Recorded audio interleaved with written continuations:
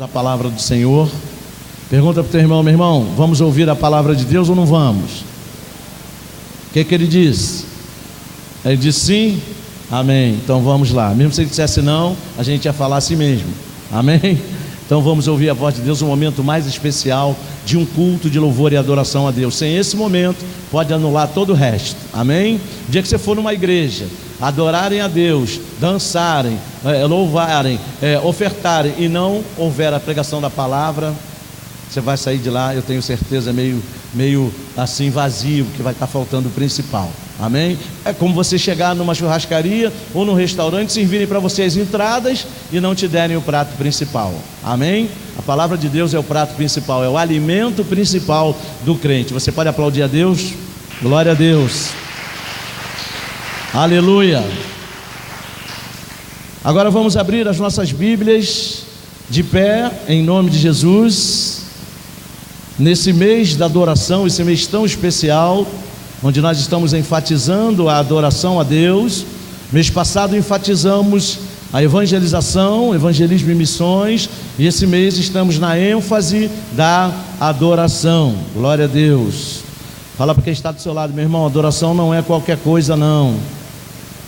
Glória a Deus. Abra sua Bíblia comigo no Evangelho de Marcos, capítulo de número 7. Evangelho de Marcos, capítulo 7.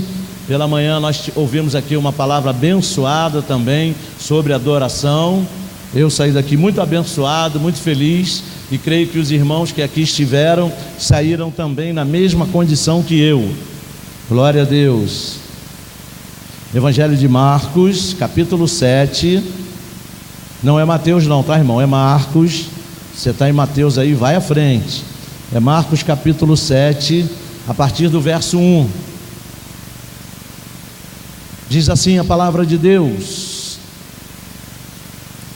Ora, reuniram-se a Jesus os fariseus e alguns escribas, vindos de Jerusalém, e vendo que alguns dos discípulos dele comiam pão com as mãos impuras, isto é, por lavar, pois os fariseus e todos os judeus, observando a tradição dos anciãos, não comem sem lavar cuidadosamente as mãos, quando voltam da praça, não comem sem se aspergirem, e há muitas outras coisas que receberam para observar, como a lavagem de copos, jarros e vasos de metais e camas. E interpelaram-no os fariseus e os escribas: por que não andam os teus discípulos de conformidade com a tradição dos anciãos, mas comem com as mãos por lavar? Respondeu-lhes: bem profetizou Isaías a respeito de vós, hipócritas, como está escrito: este povo honra-me com os lábios, mas o seu coração está longe de mim, e em vão me adoram, ensinando doutrinas que são preceitos de homens, negligenciando o mandamento de Deus. Guardais a tradição dos homens. E disse-lhes ainda: jeitosamente rejeitais o preceito de Deus para guardardes a vossa própria tradição. Pois Moisés disse: honra a teu pai e a tua mãe, e quem maldisser a seu pai ou a sua mãe, seja punido de morte. Vós, porém, dizeis: se um homem disser a seu pai ou a sua mãe, aquilo que poderias aproveitar de mim é corbã, isto é, oferta para o Senhor, então o dispensais de fazer qualquer coisa em favor de seu pai ou de sua mãe, invalidando a palavra de Deus pela vossa própria tradição, que vós mesmos transmitistes, e fazei muitas outras coisas semelhantes. Amém. Glória a Deus. Vamos orar. Senhor meu Deus e meu Pai, em nome de Jesus, nós queremos te agradecer por tudo que já fizemos, por tudo que já aconteceu aqui neste santo lugar. Mas agora, ó Deus, é um momento ímpar em nossas vidas, porque é o momento de nós juntos meditarmos na tua palavra. Por isso, Deus, pedimos a ti, perdoa os nossos pecados, e humildemente queremos pedir também, fala aos nossos corações. É isso que nós te pedimos e já te agradecemos, porque cremos que assim há de ser, porque o fazemos em nome e por amor de Jesus Cristo, e que todos digam amém. Glória a Deus, pode se sentar em nome de Jesus.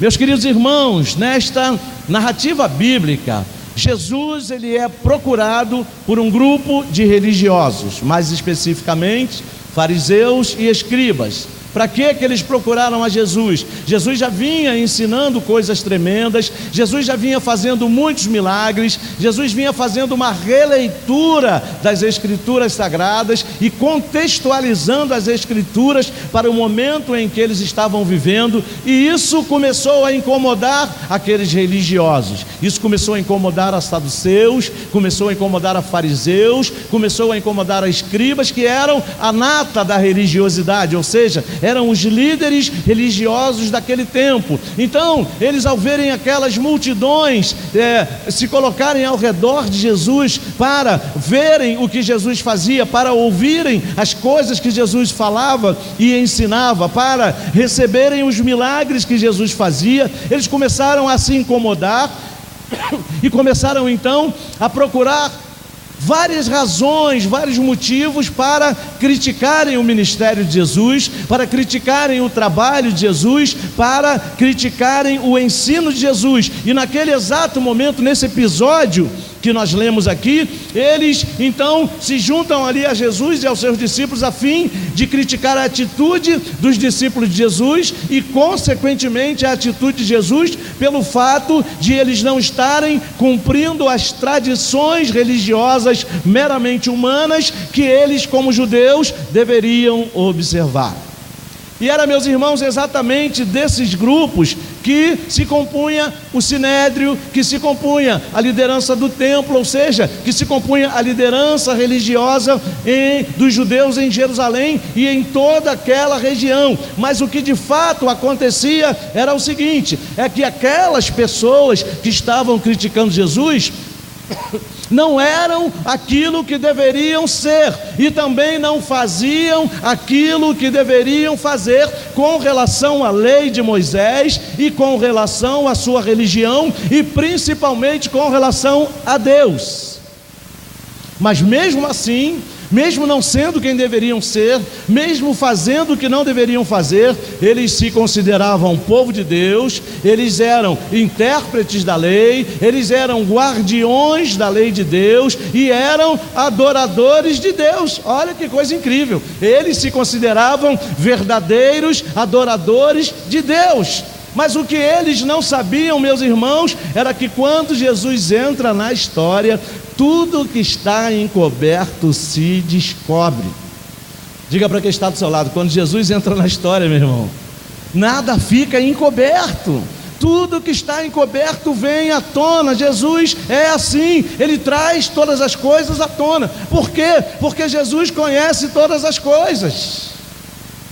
E se nós prestarmos atenção nesse episódio, nós vamos aprender algumas coisas que são de suma importância com relação ao nosso relacionamento com Deus, com relação à nossa adoração a Deus, com relação ao nosso comportamento com Deus, ou como foi dito aqui pela manhã, a nossa postura com relação ao nosso Deus. E a primeira coisa que a gente percebe e que nós podemos aprender com relação à adoração que Deus aceita do seu povo é que a adoração não pode estar misturada com as tradições humanas. A adoração não pode estar misturada com as tradições religiosas, não pode. Adoração é algo muito sério. Fala para quem está do seu lado, adoração é coisa muito séria. Adoração não se restringe à religião, a adoração não se restringe às tradições que o homem coloca. Veja o que eles disseram aqui no versículo 1, a partir do versículo 1, vamos ler aqui novamente. Aliás, a partir do verso 2, ele disse assim: e vendo que alguns dos discípulos dele comiam pão com as mãos, discípulos de Jesus, com as mãos impuras, isto é, por lavar. E aí aqui ele explica, a partir do versículo 3, porque os fariseus e todos os judeus, observando a tradição dos anciãos, quem são os anciãos? Os mais antigos, não comem sem lavar cuidadosamente as mãos, quando voltam da praça, não comem sem tomarem um banho, e há muitas outras coisas que eles receberam dos anciãos, ou seja, dos antigos, para observar, como por exemplo, lavar os copos, lavar os jarros, lavar os vasos de metais, ajeitar as camas e limpá-las. Veja, meus irmãos, o que estava acontecendo ali?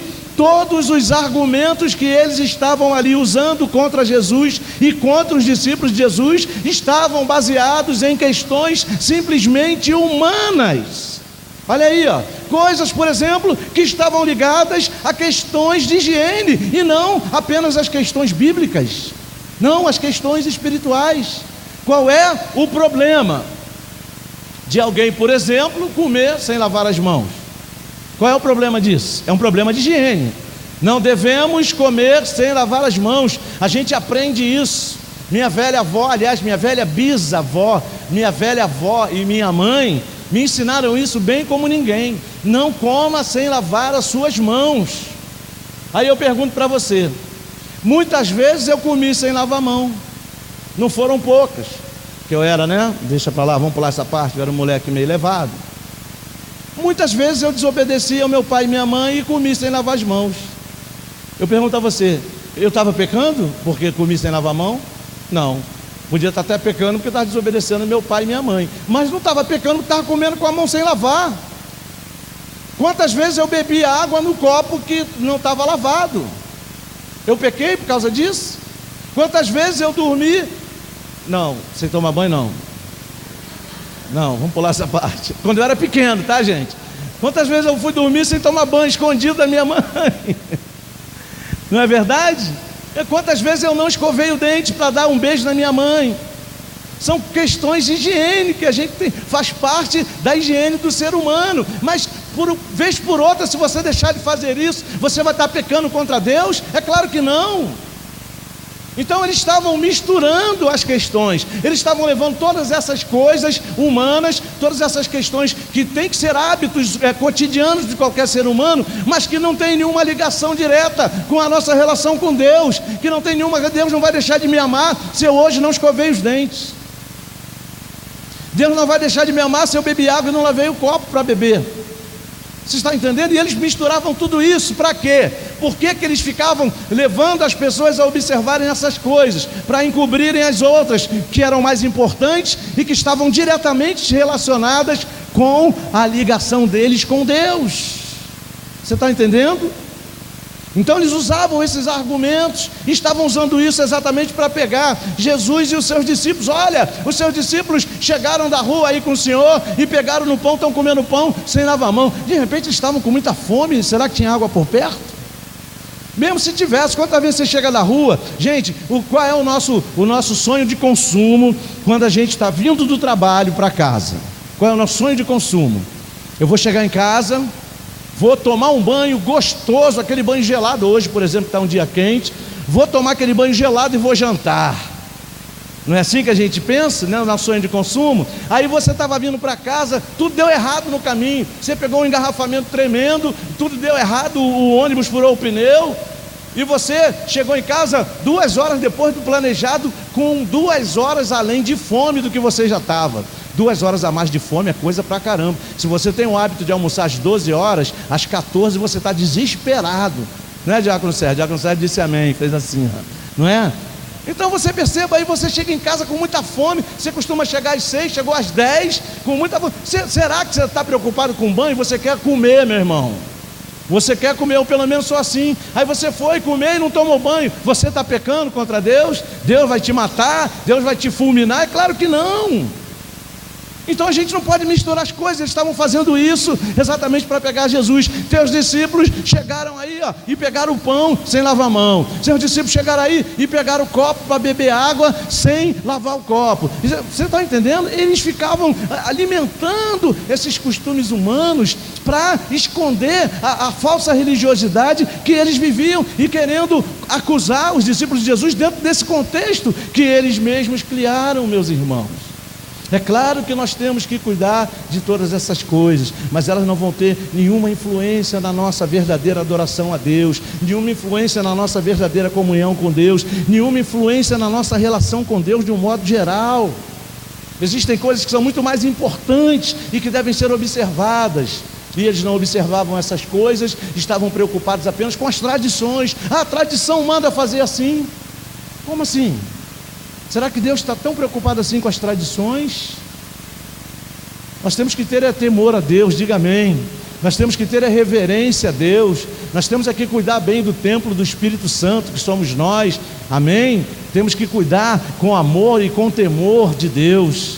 Você está entendendo? As coisas meramente humanas não fazem muito sentido nessa questão, e eles estavam presos a esses dogmas, presos a essas tradições. Segunda questão, que está diretamente envolvida na adoração. Adoração não pode ser apenas de palavras. Diga para o teu irmão, só de palavras Deus não aceita. Fala para ele, só de palavras Deus não aceita. Olha o que diz o versículo 6. Aí Jesus diz assim para eles: bem profetizou Isaías a respeito de vós, hipócritas, como está escrito: este povo honra-me com os lábios. Olha aí, meus irmãos, eles eram muito bons em adorar de palavras. Eu não sei se você conhece um pouquinho a seita dos fariseus, como é que eles funcionavam. Eles se achavam os mais religiosos. Dentre os escribas e saduceus, eram três classes: saduceus, fariseus, escribas, e eles se achavam os melhores dessas três classes. Eram as três classes mais importantes, as três classes religiosas mais importantes do tempo de Jesus. Então eles faziam parte do sinédrio, alguns deles eram líderes no templo. Então eles achavam que eles eram os melhores, que eles eram os mais espirituais, que eles eram os únicos que adoravam a Deus, que eles eram os únicos guardiões da lei de Deus. Eles se achavam esses. Mas acontece, meus irmãos, que eles eram aqueles que colocavam os fardos mais pesados em cima das pessoas. E como se isso não bastasse, eles cobravam das pessoas, colocavam fardos pesados, exigiam que as pessoas fizessem aquilo que eles colocavam como fardo, mas eles mesmos não faziam. Olha aí, eles falavam, mas não faziam. Diziam que amavam a Deus, mas na verdade não amavam. Diziam que cumpriam as leis de Deus, mas na verdade não cumpriam, e exigia que as pessoas cumprissem. Diziam que adoravam a Deus, mas na verdade não adoravam. Eles falavam era muito, falavam demais. Fala para o teu irmão, cuidado com as palavras, meus irmãos. Não é pelo muito falar.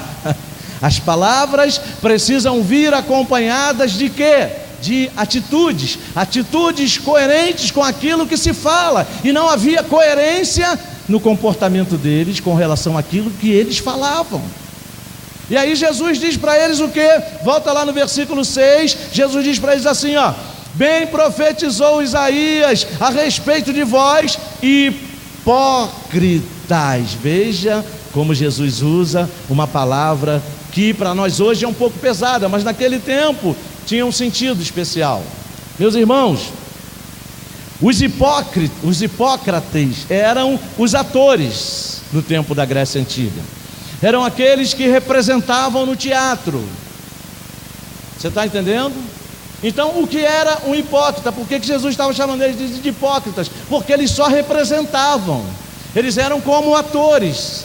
Era como se eles estivessem encenando uma grande peça religiosa. Essa era a verdadeira condição dos fariseus. Eles falavam, mas eles não faziam. Eles impunham as leis pesadas sobre o povo de Deus, mas eles mesmos não cumpriam a lei de Deus. Jesus chegou a chamá-los de guias cegos, cegos guiando outros cegos. Vejam que coisa terrível. Veja qual era a condição dos homens, ou seja, eles não eram sinceros para com Deus. Conheciam a lei de Deus, ou pelo menos deveriam conhecê-la na íntegra, mas supostamente conheciam a lei de Deus, sabiam os mandamentos de Deus, sabiam que precisavam ser tementes a Deus, mas não estavam muito preocupados com isso, ou seja, eles não eram sinceros para com Deus. Por ser hipócritas, eles continuavam usando a máscara de cera. Eu não sei se você sabe que os atores, os hipócritas, eles usavam uma máscara de cera quando estavam representando. É como você vai hoje no teatro, alguns atores usam algumas máscaras dependendo da peça que eles estão interpretando.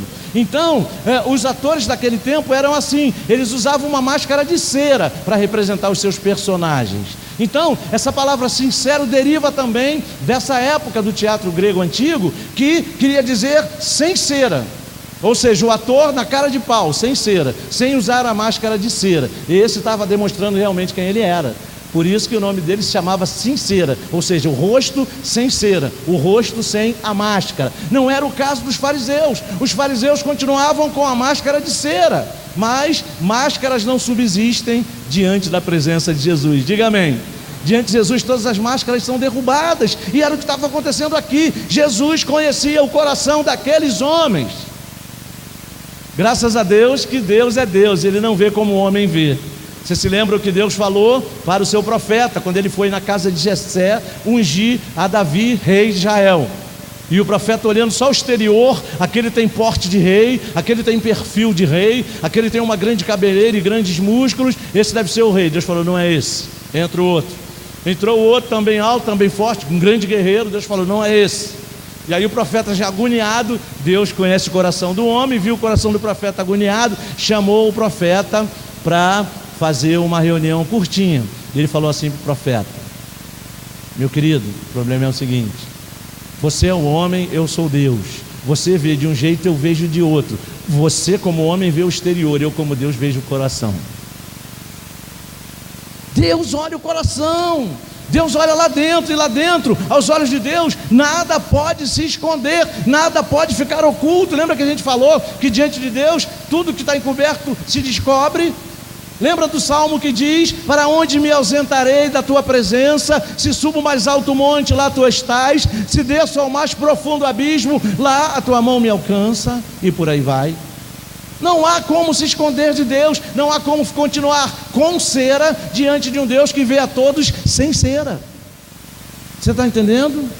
E aí Deus então vê o coração daqueles homens, e Deus sabe, olha, vocês estão me adorando só com os lábios, são só palavras, são palavras vazias o que vocês falam, porque não existe coerência, vocês não agem de acordo com aquilo que falam, vocês colocam um jugo pesado sobre o meu povo, e vocês mesmos não fazem aquilo que falam, vocês são apenas atores, vocês são apenas pessoas que representam.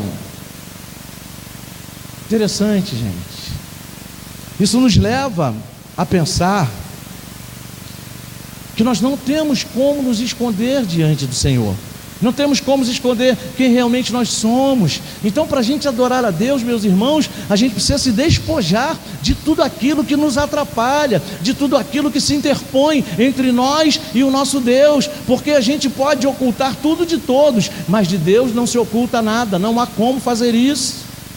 Então, meus irmãos, a gente precisa rasgar o coração diante de Deus. O que é rasgar o coração na presença dEle? É mostrar para Ele como realmente nós estamos, quem realmente nós somos, qual é a nossa verdadeira condição, como Deus gosta. O nome disso é contrição. O nome disso é estar com o coração contrito na presença de Deus. Deus não resiste a um coração contrito, você sabia disso? Enquanto nós estivermos apenas no âmbito das palavras, alguém escreveu assim, palavras são palavras, nada mais que palavras. O outro diz: palavras o vento leva. Quando as palavras estão desprovidas de atitudes coerentes. Então, enquanto a gente está só no âmbito da palavra, para Deus não está acontecendo nada. E muitas vezes a gente quer adorar a Deus, muitas vezes a gente quer se aproximar de Deus apenas falando e não fazendo, dando uma de sem cera, aliás, com cera. Como é que vai ser? Ah, Deus, eu sou teu, Deus, eu te amo, Deus. E com as nossas atitudes a gente não demonstra isso para Deus. Ah, Deus, aleluia, glória a Deus, Tu és o Senhor da minha vida, Tu és o amado de minha alma, Tu és o meu Salvador. Quando a gente vira as costas,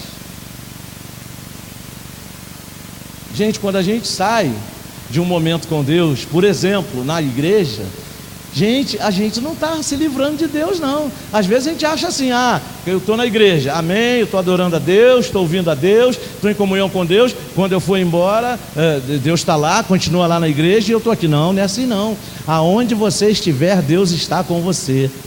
Aqui cantamos Deus Emanuel. Emanuel significa Deus conosco. Conosco em todas as horas e em todos os lugares. É assim que funciona, é assim que a palavra diz.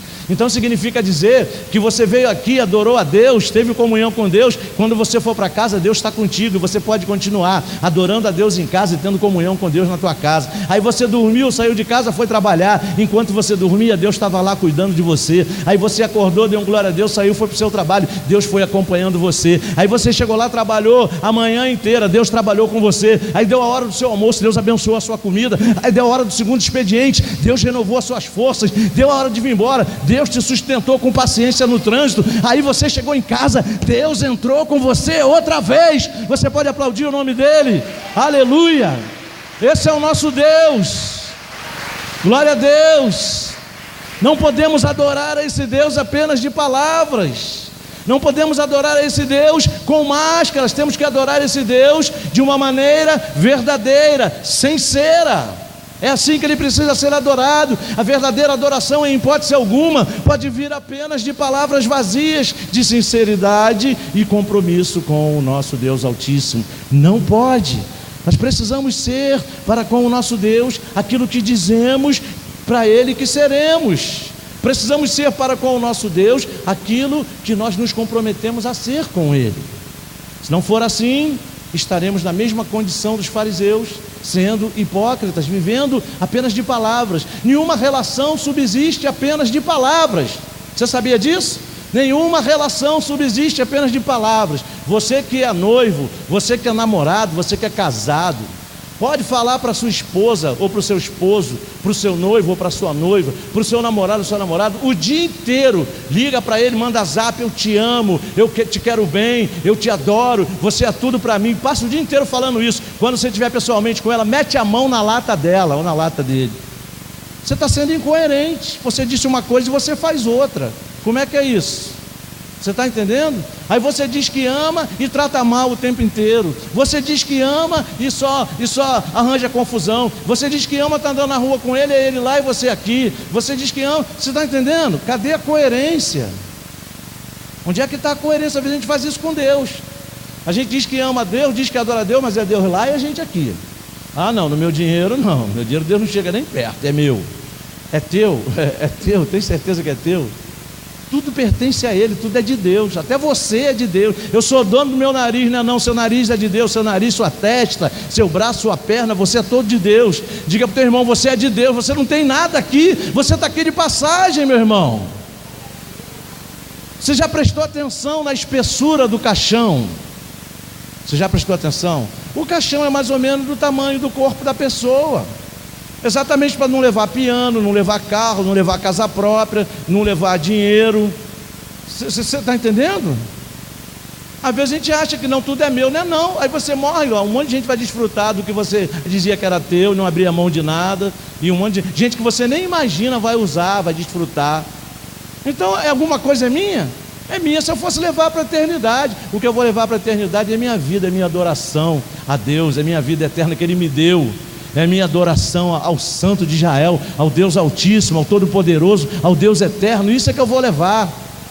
Você está entendendo? E às vezes a gente está tão preocupado, falando um monte de coisa e não tendo as atitudes coerentes com aquilo que a gente fala, dizendo: Deus, eu te amo. Sabe o que Jesus falou para eles? Vocês me adoram apenas com os lábios, mas o coração de vocês está longe de mim. Aleluia. Olha aí. O coração de vocês está longe de mim. Meus irmãos, a adoração verdadeira tem que vir de dentro do coração e não apenas da boca. Fala para o teu irmão: essa adoração verdadeira para Deus, que você tem que dar para Deus, tem que vir do teu coração. Se vier só da boca, não tem efeito nenhum, porque a sua boca vai falar do que estiver cheio do teu coração. Olha como Deus é inteligente. A boca fala do que o coração está cheio. Por isso que a adoração verdadeira para Deus tem que vir do coração. Por isso que Deus falou para eles assim, ó: vocês me adoram com os lábios. Olha aqui, vai lá no versículo 6 de novo, de Marcos 7, ele diz: bem profetizou Isaías a respeito de vós, hipócritas, como está escrito: este povo honra-me com os lábios, mas o seu coração está longe de mim. Olha aí, o seu coração está longe de mim. Aí olha o que ele diz no versículo 7: e em vão me adoram. Ih, meu Deus, em vão me adoram? Jesus pegou pesado. Não, Jesus não pegou pesado não. É assim que Deus vê, é assim que Deus pensa, é assim que Deus determina. A adoração tem que vir do coração. Em vão me adoram. Por quê? Ele completa dizendo: ensinando doutrinas que são preceitos de homens somente, ensinando coisas da cabeça de vocês. Meus irmãos, da nossa cabeça para Deus nada vai aproveitar não. Os pensamentos deles são maiores do que os nossos. Diga amém. Ele disse: eu é que sei que pensamentos tenho a vosso respeito, são pensamentos de paz e não de mal, para que vocês tenham o fim que vocês desejam. Deus sabe qual é o melhor pensamento, qual é a melhor ideia, para que tudo na nossa vida tenha um bom desfecho. Meus irmãos, se não fosse assim, a nossa vida seria perfeita. Se não fosse assim, a nossa vida seria um mar de rosas. Eu pergunto a você: a sua vida é perfeita? A sua vida é um mar de rosas? Você gostaria que fosse assim? É claro que gostaria. Mas por que você não consegue? Porque os seus pensamentos são equivocados. A gente não sabe pensar direito, a gente não sabe idealizar as coisas direito. Quando a história é o campo das ideias, a gente embola tudo. Você está entendendo? Então a gente precisa deixar Deus agir, Deus pensar por nós. O que a gente precisa fazer é colocar o coração na questão, dizer: Senhor, eu dependo de Ti. Senhor, eu não vivo sem Ti, a minha vida está em Tuas mãos, a minha vida pertence a Ti, Senhor. E quando eu falar isso, eu executar isso, demonstrar isso para Deus, através das minhas ações, através das minhas atitudes. Sabe por quê? A quarta questão que está envolvida nisso, que a gente precisa aprender, é que a adoração tem que estar junto com a obediência a Deus e a sua palavra. Sem obediência a Deus não há verdadeira adoração, meus irmãos. Você sabia disso? Ele diz: vocês me adoram em vão, porque vocês só prestam atenção em doutrinas de homens, coisas inventadas pela cabeça do homem. E olha o que ele diz no versículo seguinte: negligenciando o mandamento de Deus, vocês guardam a tradição dos homens. Olha aí. Quando a gente guarda apenas as nossas mentes, os nossos pensamentos, ou seja, as nossas tradições, a gente acaba negligenciando os preceitos de Deus para a nossa vida. Por quê? Porque os pensamentos de Deus são opostos aos nossos, os preceitos de Deus são opostos aos nossos, as ideias de Deus são opostas às nossas. Isso já está patente para todo mundo ver. É só você ler a Bíblia e começar a pensar na sua vida. Você vai ver como é que você está pensando tudo errado, tudo diferente de Deus. Você vai achar que é o que Deus diz que você não é. Você não vai aceitar o que Deus diz que você é. Você não vai aceitar o que Deus diz que você tem que fazer, quando você começa a se deixar levar pelo seu próprio pensamento. Por isso que a Bíblia diz que a gente tem que renovar a nossa mente pela palavra. Romanos 12:2: transformai-vos pela renovação da vossa mente, para que experimenteis qual seja a boa, perfeita e agradável vontade de Deus. Não há outra maneira de experimentar a boa vontade de Deus a não ser em obediência à palavra de Deus. Você está entendendo? Era isso que ele estava dizendo para os fariseus: vocês invalidam os mandamentos de Deus por causa do que vocês fazem. Vocês invalidam os mandamentos de Deus por causa do que vocês pensam. Vocês invalidam os mandamentos de Deus por causa do que vocês fazem e por causa do que vocês não fazem. Simples assim. E aí queriam estar em verdadeira adoração a Deus. Meus irmãos, aqueles homens, fariseus, escribas, queriam adorar a Deus sem obedecer a Deus. Fala para o teu irmão, imposta a voz, e diz para ele: impossible. Impossível, não há como adorar a Deus sem obedecer a Deus. Essas coisas andam de mãos dadas, estão diretamente relacionadas, ou seja, uma coisa não existe sem a outra. Como é que eles queriam adorar a Deus da maneira correta? Dando o jeitinho deles nas coisas que Deus mandava ele fazer. Foi isso que Jesus falou. Olha aqui o versículo de número 9. Jesus falou assim, vamos no 8 para você entender melhor. Olha só o que Jesus disse: negligenciando o mandamento de Deus, vocês guardam apenas as tradições humanas. E olha o versículo 9. E disse-lhes ainda: jeitosamente rejeitais o preceito de Deus para guardardes a vossa própria tradição. O que Jesus estava dizendo? Vocês estão sempre dando um jeitinho no que Deus manda vocês fazerem, para não fazerem o que Deus manda e fazerem o que vocês querem. Infelizmente, o brasileiro, de um modo geral, é conhecido como o povo do jeitinho, mas quando o assunto é Deus, não pode. Quando o assunto é Deus, o jeitinho não funciona. Eu cito para você um exemplo bem característico: Abraão. Aí você pode estar se perguntando: pastor, mas Abraão foi o pai da fé, Abraão foi amigo de Deus, amém. Mas 2 vezes ele tentou dar um jeitinho e se enrolou. Primeiro jeitinho que ele tentou dar, chegou no Egito com a mulher dele. Ele falou assim: caramba, quando esses caras verem a minha mulher, eles vão querer ela para eles. Faraó era assim, ele podia, chegava uma mulher estrangeira bonita lá, ele podia apanhar para ele, botava lá no harém dele. E Abraão pensou: quando ele vê Sara, ele vai pegar Sara, vai botar no harém, e eu vou me dar mal. O que eu vou fazer? Vou dizer que Sara é minha irmã, não vou dizer que Sara é minha esposa, que esposas tomavam a força, e vou dizer que ela é minha irmã, e ele deve aliviar ela. O que ele fez? Quando entrou no Egito, alguém perguntou: essa é minha irmã. Primeiro jeitinho que ele tentou dar. Mas aí Faraó, não satisfeito, falou: vou pegar ela assim mesmo, e vou ficar com ela para mim. Daqui a pouco, lá na frente, depois que Faraó tinha levado ela, descobriu que ela não era irmã, que era esposa de Abraão. O que aconteceu? Quase que ele mandou cortar a cabeça de Abraão, mas ele preferiu expulsar Abraão de lá do Egito. Vai embora daqui, que você vai trazer maldição para a gente. Segundo jeitinho que ele tentou dar, o nascimento de Isaac. O que ele tentou fazer para antecipar o nascimento de Isaac? Pegou a escrava: vou me deitar com ela, vou ter um filho com ela, vai ser o filho da promessa. Nasceu Ismael, o jeitinho de Abraão. O apelido de Ismael tinha que ser o jeitinho de Abraão. Qual foi a consequência disso? Problemas até hoje. Hoje estão aí os homens bomba, o Estado Islâmico, tudo descendente de Ismael. E agora? Não era melhor ter esperado o nascimento de Isaac? Não tinha uma promessa de Deus em vigor?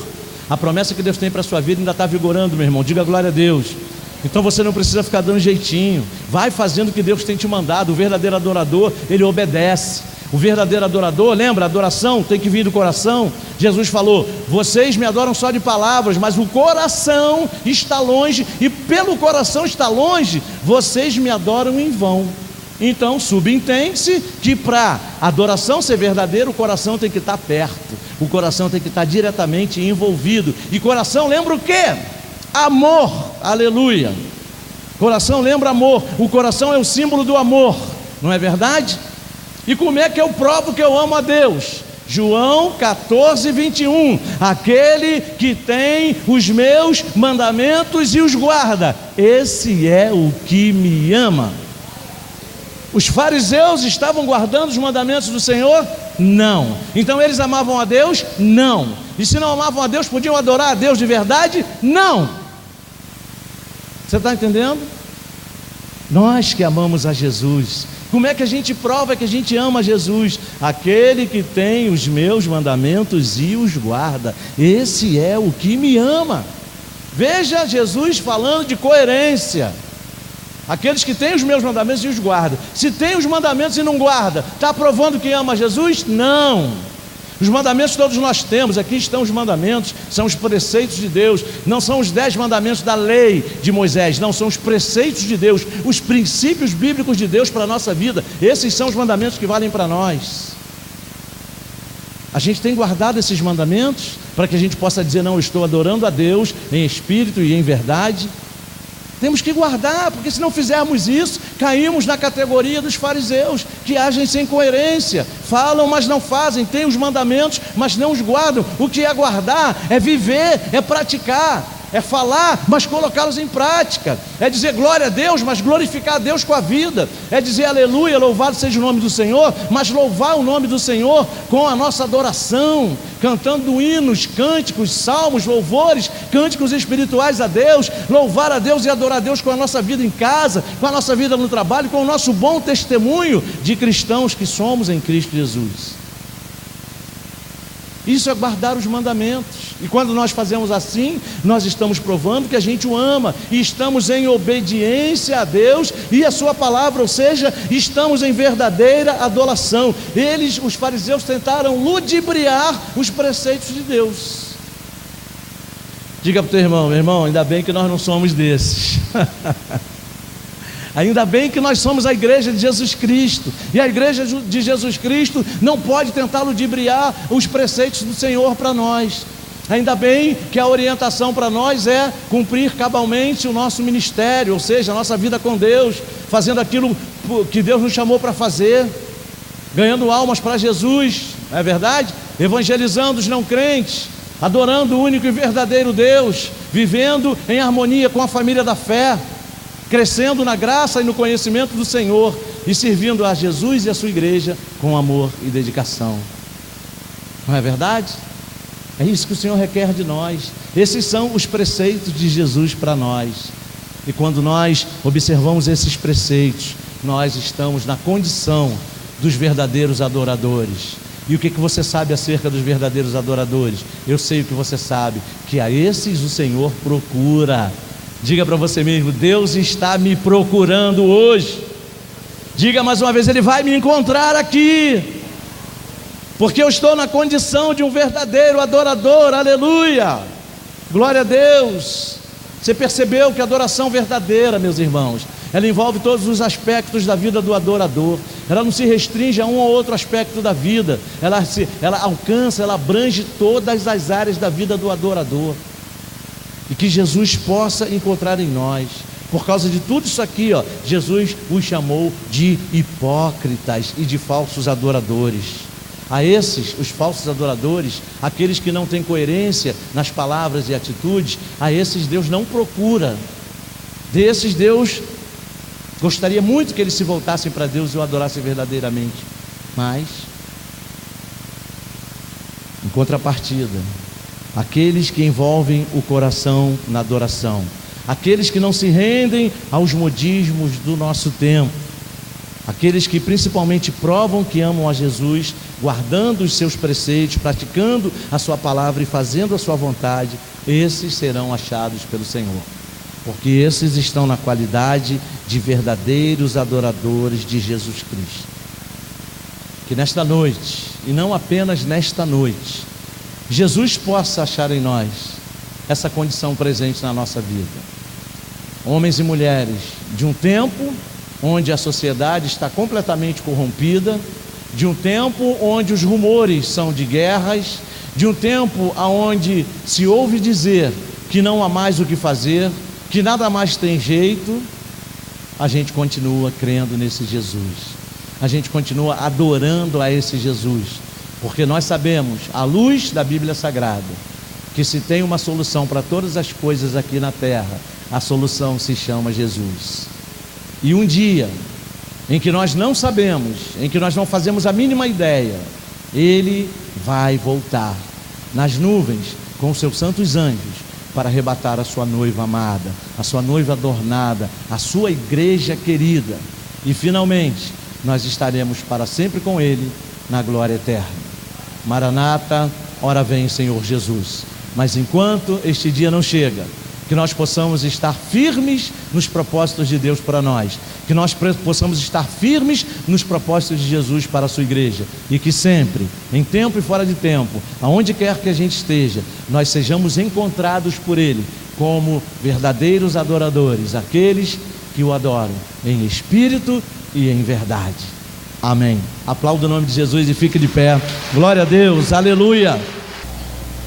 Graças a Deus, chegamos ao final de mais um culto de louvor e adoração ao nosso Deus, nesse domingo abençoado, e nós estamos aí vivenciando o mês da adoração. Está sendo um mês abençoado aqui na nossa igreja. Temos vivido grandes coisas nesse período de adoração, temos falado sobre adoração desde o início desse mês, estamos enfatizando nesse mês exatamente esse propósito de Jesus para a sua igreja, o propósito de adorar ao único e verdadeiro Deus, e nós temos sido muito abençoados. Hoje pela manhã tivemos aqui na igreja uma palavra abençoada, foi um momento maravilhoso que passamos aqui na presença do nosso Deus, e agora à noite não foi diferente, tivemos mais um culto abençoado, e estamos vivendo intensamente esse mês de adoração, esse momento de adoração. Eu gostaria de chamar aqui o nosso querido diácono Isaac. Isaac, eu gostaria de saber de você, como é que você está vivendo esse mês da adoração? O que você tem percebido da parte de Deus? O que você tem recebido da parte de Deus durante todo esse mês, onde a gente está enfatizando a adoração? Amém. Eu estou muito alegre porque Deus ele tem falado tremendamente sobre as nossas vidas. Essa adoração que tem transformado a nossa vida, tem sido gratificante para nós que somos cristãos. Deus ele tem nos abençoado com a sua graça, com o seu poder, com a sua misericórdia, com a tua bondade a cada dia que ele tem nos ensinado como adorá-lo. A gente está muito satisfeito porque Deus ele tem feito maravilhas sobre as nossas vidas. Graças a Deus. Então eu quero aproveitar e fazer um convite especial para você que está nos assistindo agora. No domingo que vem é o último domingo do mês da adoração, desse mês de março. Então eu quero convidar você para estar conosco em um dos nossos cultos de adoração, domingo pela manhã, a partir das 10 horas da manhã, ou se você assim o preferir, à noite, a partir das 19 horas, nós vamos estar aqui realizando mais um grande culto de louvor e adoração ao nosso Deus, e vamos também estar encerrando a ênfase na adoração. Então, você é nosso convidado especial, venha participar conosco, traga a sua família, venha viver conosco um grande momento de adoração ao nosso Deus. Deus tem um encontro marcado com você aqui no próximo domingo, dia 25